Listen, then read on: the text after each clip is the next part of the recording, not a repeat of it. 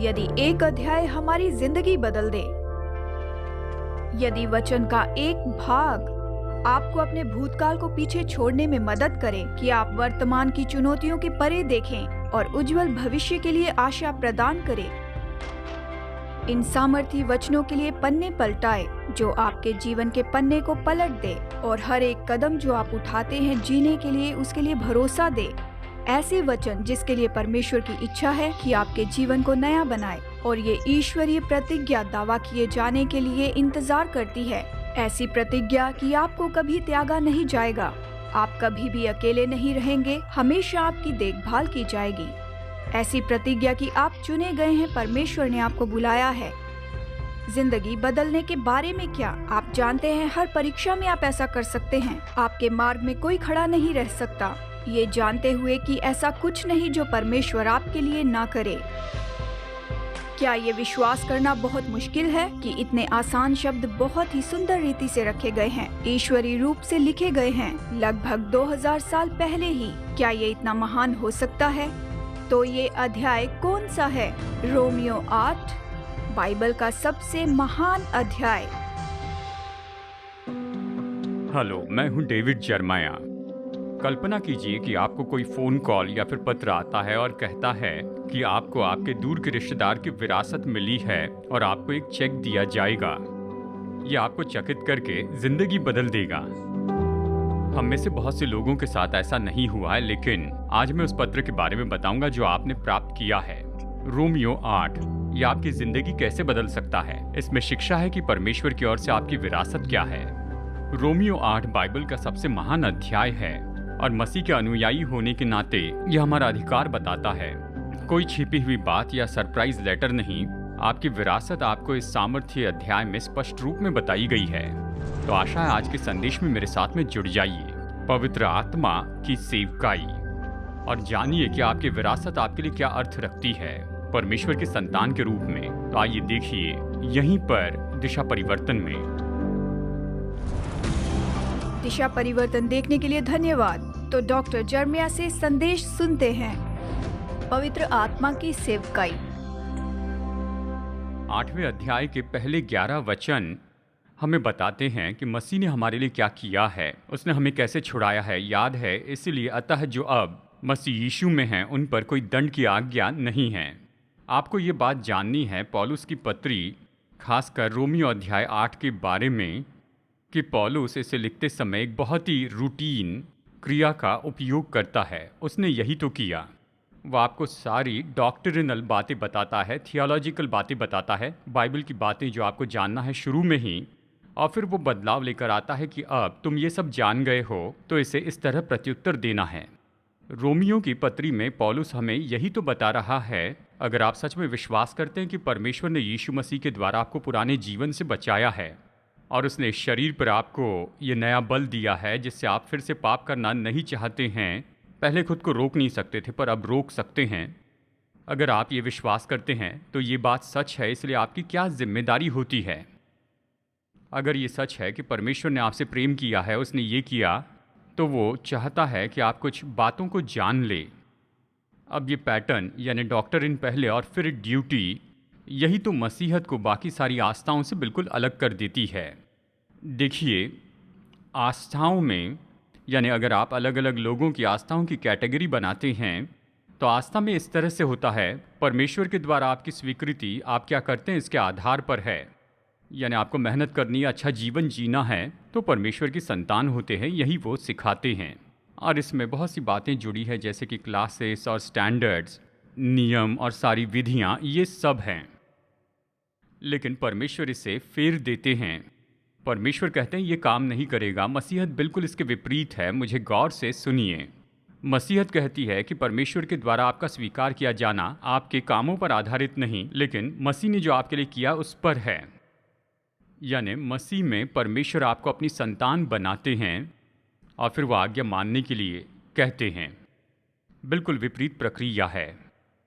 और रोमियो 8 में पौलुस इसी ढांचे का अनुकरण करता है। वो उस व्यक्ति के बारे में कहता है जिसे पिता परमेश्वर ने आशीष दी है। वो उस पवित्र आत्मा के लिए आज्ञाकारी रहे जो उसमें रहता है। परमेश्वर के परिवार में उसकी संतान होना अद्भुत बात है, लेकिन इसके साथ जिम्मेदारियां आती हैं। क्या आप सहमत हैं? अब ये उसका कर्तव्य है कि नए रूप में जीवन जिए, हालांकि वो अपनी शक्ति में इसके योग्य तो नहीं है। कितने लोग जानते हैं मसीह जीवन अपनी शक्ति में जिएंगे तो आप असफल होंगे। हम सब ने कोशिश की और असफल रहे हैं। मसीह जीवन मुश्किल तो नहीं है, मसीह जीवन तो असंभव है पवित्र आत्मा के बिना। तो परमेश्वर आपको अपने परिवार में रखते हैं और वो आपको कुछ काम करने के लिए कहते हैं और उसे करने के लिए आपको पवित्र आत्मा देते हैं। अब यहाँ पर अद्भुत सहयोग होता है जिसके बारे में हम भूल नहीं सकते हैं। आज्ञा मानने के लिए जो चाहिए प्रभु देते हैं, लेकिन चाहते हैं कि आप आज्ञा माने। कुछ लोग इस बात को समझ नहीं पाते हैं। कुछ लोग कहते हैं मैं विश्वासी हूँ, मैं बना रहूँगा, प्रभु अपना काम कर ले, सब जाने दो, परमेश्वर कर लेंगे कहते। वो काम करने के लिए अपनी उंगली भी नहीं उठाना चाहते और सोचते हैं परमेश्वर सब कुछ कर लेंगे। कितने लोग जानते हैं ये काम नहीं करता। परमेश्वर चाहते हैं कि हम आज्ञा माने और आज्ञा मानने की इस क्रिया में इसे करने के लिए पवित्र आत्मा द्वारा वो मदद करते हैं। लेकिन फिर भी हम जिम्मेदार हैं। बाइबल कहती है अपने अपने उद्धार का कार्य पूरे करते जाओ, क्योंकि परमेश्वर ही है जिसने अपनी सुइच्छा निमित्त तुम्हारे मन में इच्छा और काम दोनों बातों के करने का प्रभाव डाला है। परमेश्वर हम में अपना काम करते हैं, उसने हम में अपना पवित्र आत्मा रखा है और चाहते हैं हम आज्ञाकारिता के कदम उठाएं ताकि पवित्र आत्मा हम में काम करे और ऐसे लोग बनाए जो परमेश्वर चाहते हैं। तो रोमियो 8 से सबसे पहले आपको जानना है कि विश्वासी पवित्र आत्मा के प्रति जिम्मेदार है।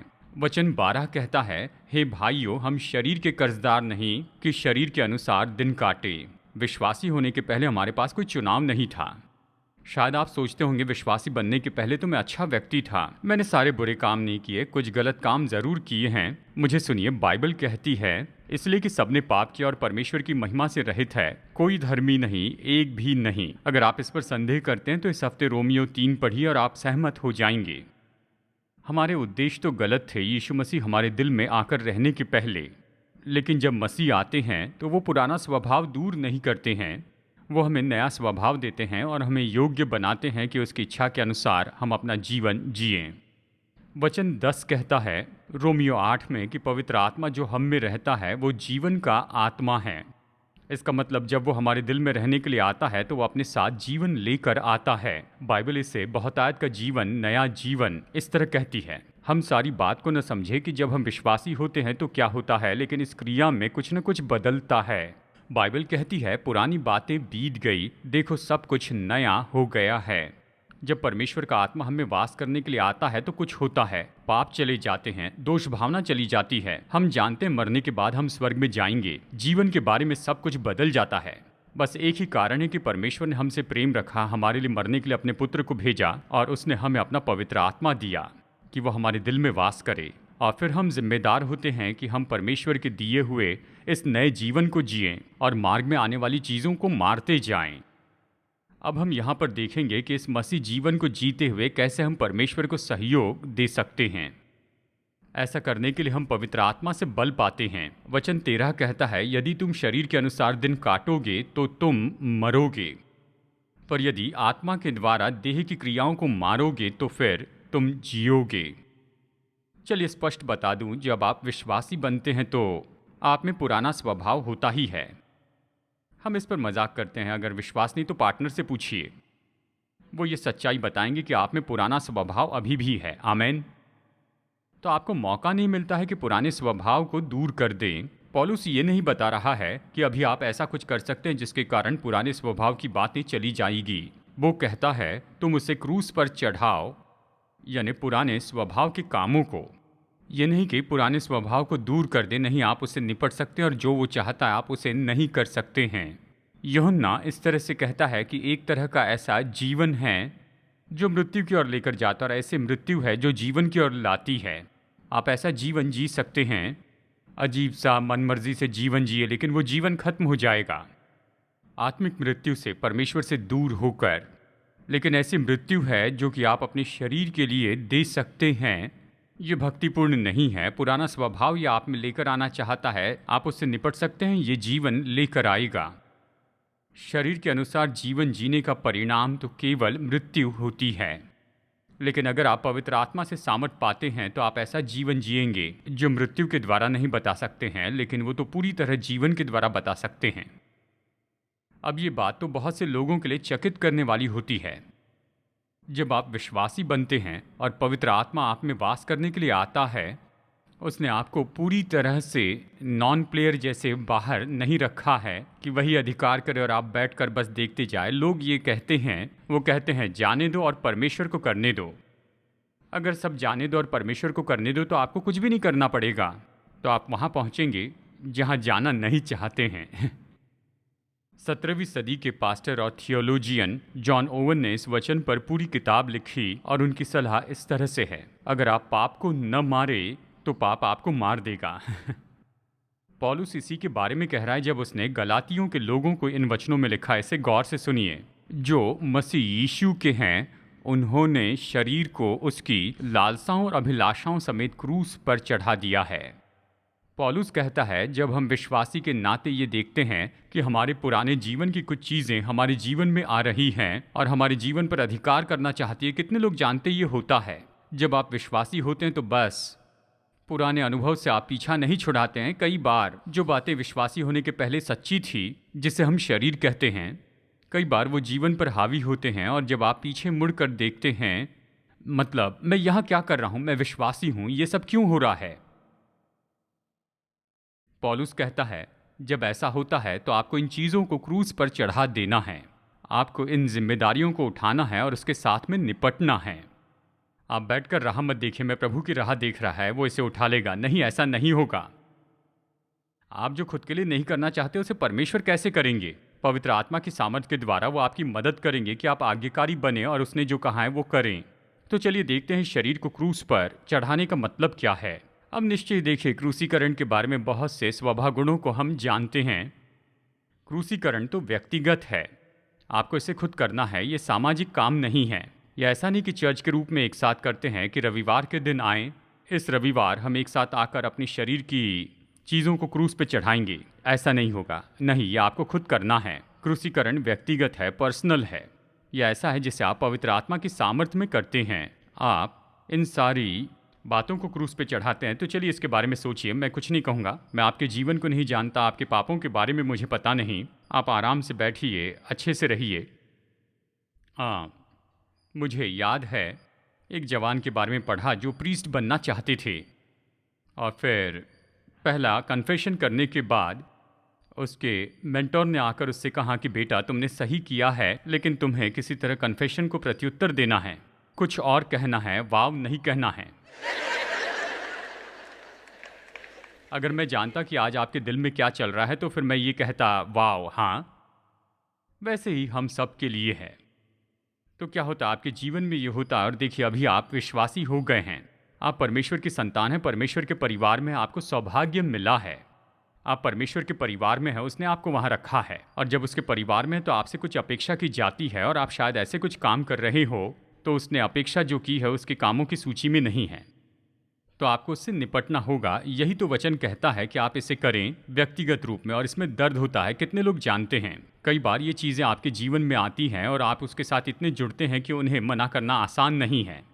पौलुस यही तो कहता है, चाहे ये कितना भी पीड़ादायी क्यों न हो, इसे क्रूस पे चढ़ाए, इससे निपट ले। और क्रूसीकरण तो बिल्कुल निर्दयता का होता है। मुझे याद है मैं देख रहा था पैशन, मैं रोता चला गया। मैं देख नहीं सका कि उसकी देह को किस तरह से कुचला गया। जब उसे क्रूस पे चढ़ाया तो कितनी निर्दयता की बात थी।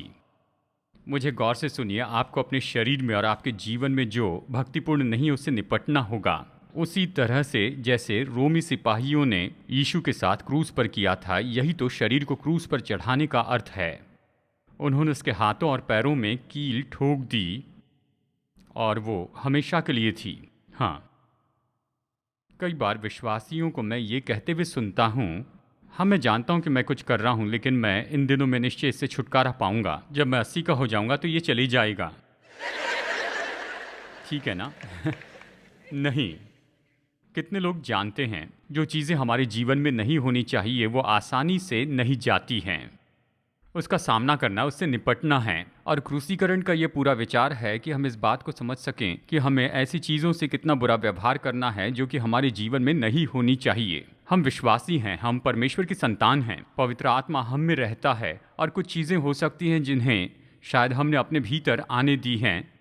जब हम ऐसा करते हैं तो ये शांति और आनंद ये तो शांति और आनंद है और ऐसा जीवन है जो प्रभु चाहते हैं कि हम जान लें। जब हम उससे निपटते हैं तो फिर क्या होता है, तो परमेश्वर वो शांति और आनंद और जीवन लाते हैं जो हम इन सब के पहले जानते थे, ये फिर प्रकट होने लगते हैं। आशा ये आपके लिए बहुत ही मददगार है। मैं चाहता हूँ कि आप जान ले कि आप मसीह विश्वासी के रूप में प्रभु के आनंद को जान सकते हैं जब वो आपके जीवन में कुछ बातें दिखाता है। और शायद ज़रूरी नहीं कि ये कोई संबंधों की बात हो, ये शायद छोटी सी बात हो। और मैं आपको बताऊं, टेलीविज़न भी उनमें से एक हो सकता है, इंटरनेट उनमें से एक हो सकता है। ऐसी बहुत बड़ी सूची आप जानते हैं जो आपके जीवन में आकर परमेश्वर के साथ के आपके संबंध में रुकावट डाल सकते हैं। चाहे ये जो भी हो, आप अपने दिल में ये ठान लीजिए, मैं उसे सहूँगा नहीं, मैं उसे पूरी तरह दूर कर दूंगा और मैं इसे अपनी ज़िंदगी से पूरी तरह निकाल दूंगा। जब हम ऐसा करते हैं तो पवित्र आत्मा हमें बल देता है। जब हम ये जिम्मेदारी लेते हैं तो हम उसे आते हुए महसूस करते हैं कि हमारी मदद करें। फिर विश्वासी पवित्र आत्मा के द्वारा राज्य करता है।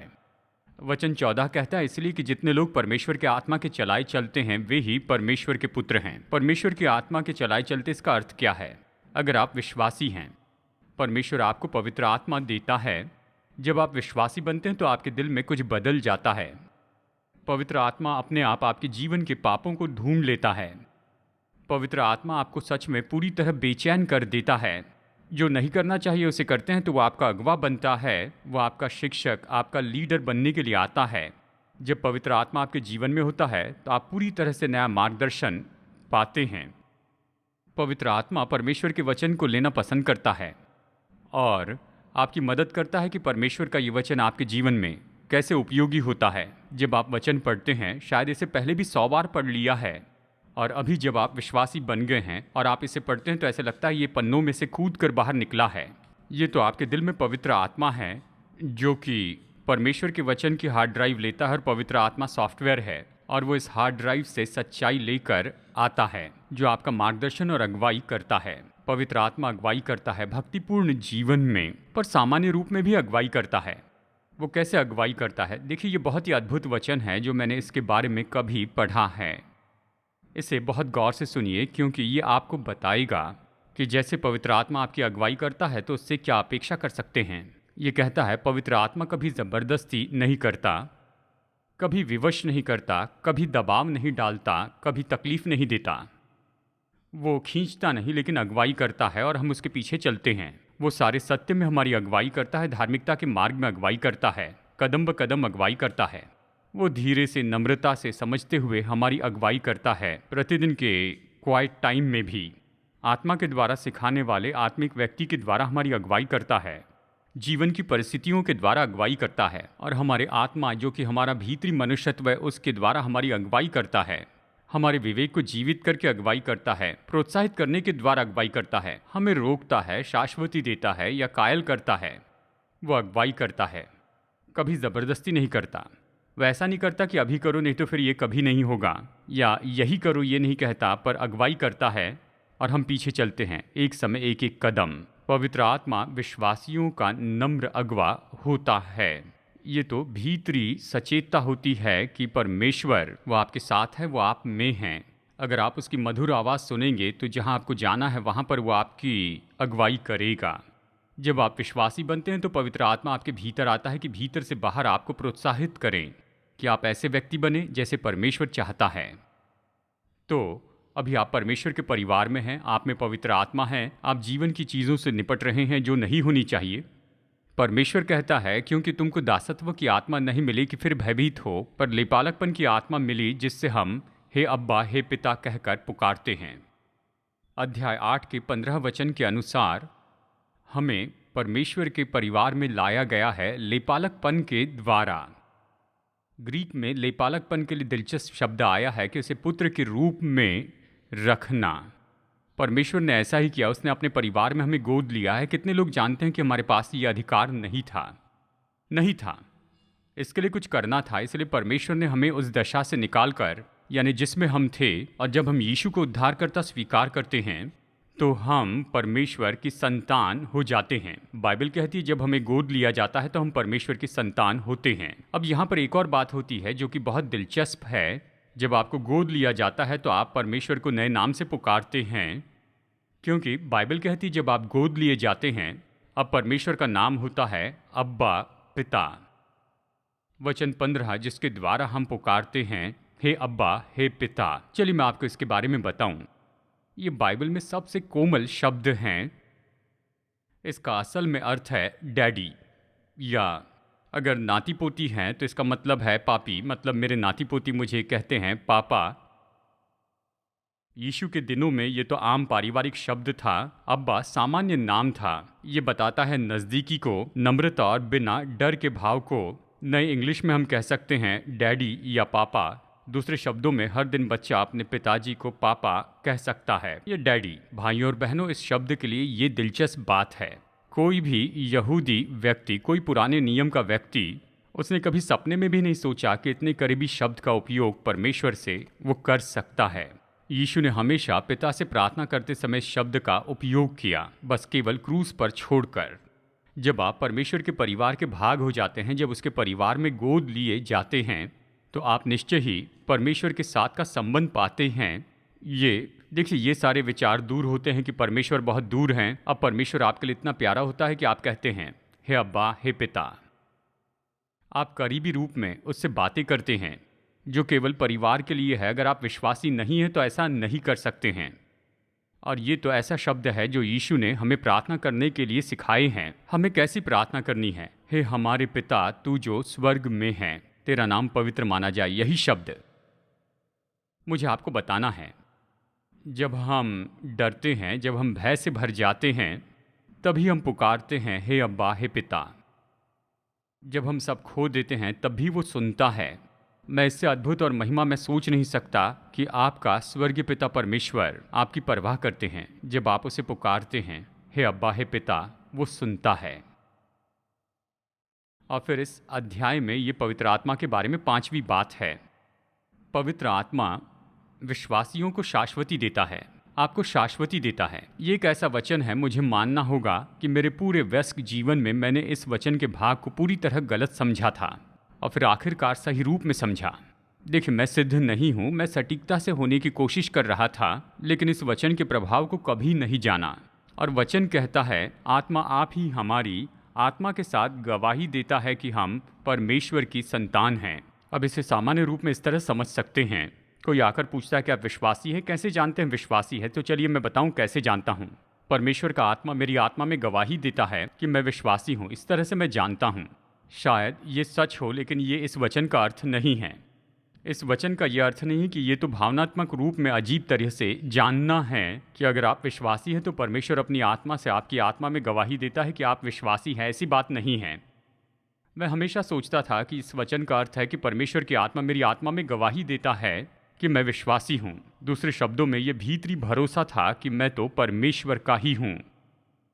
एक तरह से शायद ये सही हो, लेकिन अगर आप इसकी गहराई में जाए तो इसका सच्चा अर्थ जानेंगे। पौलुस ये नहीं कहता है कि पवित्र आत्मा मेरी आत्मा को गवाही देता है कि मैं परमेश्वर की संतान हूँ, लेकिन पवित्र आत्मा मेरी आत्मा के साथ में इस बात की गवाही देता है कि मैं परमेश्वर की संतान हूँ। इसका मतलब जब मैं उसी समय प्रार्थना करता हूँ और परमेश्वर को अपनी आत्मा से मेरे पिता कहता हूँ, तो पवित्र आत्मा भी मेरे भीतर से यही करता है। यानी अब देखिए, ये दो हैं जो परमेश्वर को पिता कहते हैं जब भी मैं प्रार्थना करता हूँ। पवित्र आत्मा और मेरी आत्मा, ये तो दो तरह का ये सबूत होता है। जब मैं परमेश्वर को पिता कहता हूँ तो पवित्र आत्मा मेरे साथ में गवाही देता है, ये सच है। हाँ, डेविड जर्मे आपका पुत्र है, हे पिता, ये आपका है, ये आप ही का है।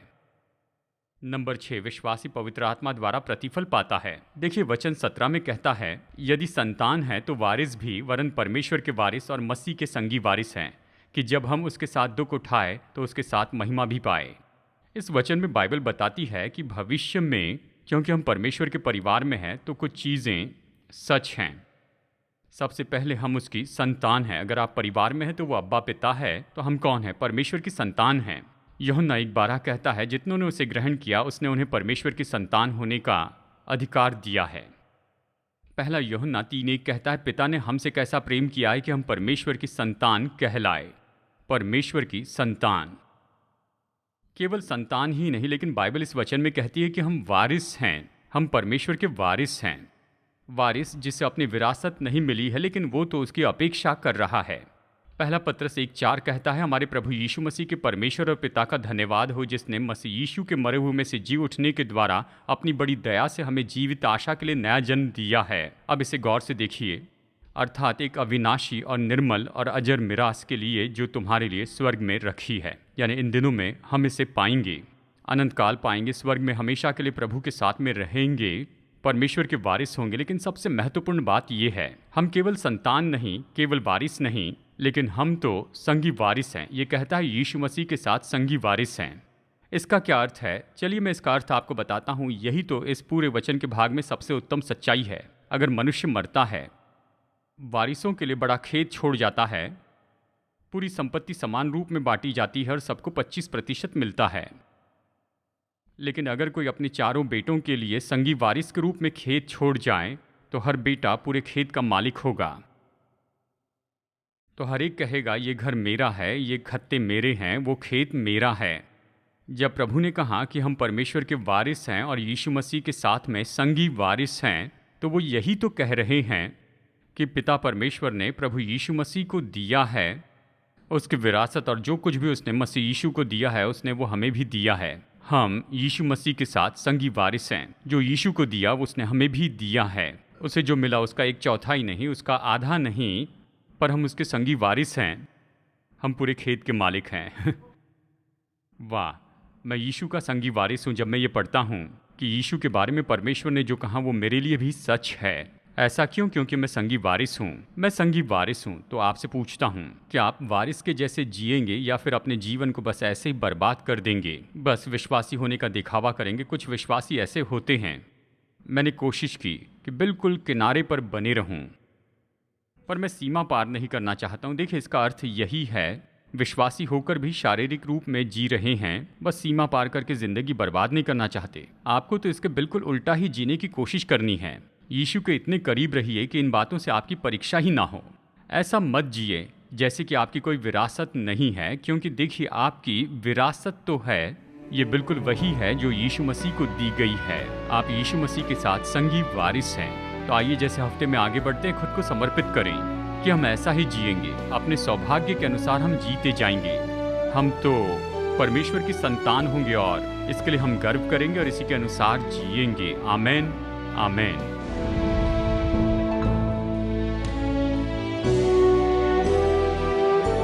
मेरे साथ दिशा परिवर्तन में जुड़ने के लिए धन्यवाद। जितना हम वचनों का अध्ययन करेंगे उतना हम समझ पाएंगे कि हमारा प्रेमी परमेश्वर हम में से हर एक के साथ व्यक्तिगत संबंध रखना चाहता है। अगर आप ये संबंध शुरू करना चाहते हैं और निश्चित होना चाहते हैं कि आप अनंत काल का जीवन जिएंगे, तो बस पापों से पश्चाताप करना है और प्रभु से विनती करना है कि वो आपके प्रभु और उद्धारक हो। अगर आपने आज विश्वास का ये कदम उठाया है तो मैं प्रोत्साहित करता हूँ कि दूसरे विश्वासियों को अपना निर्णय बताइए, या भरोसेमंद सेवकाई को या लोकल चर्च को, और अपने विश्वास में निरंतर बढ़ते जाइए। प्रभु आपका आशीष दे और अगली बार हमारी फिर मुलाकात होगी यहीं पर दिशा परिवर्तन में।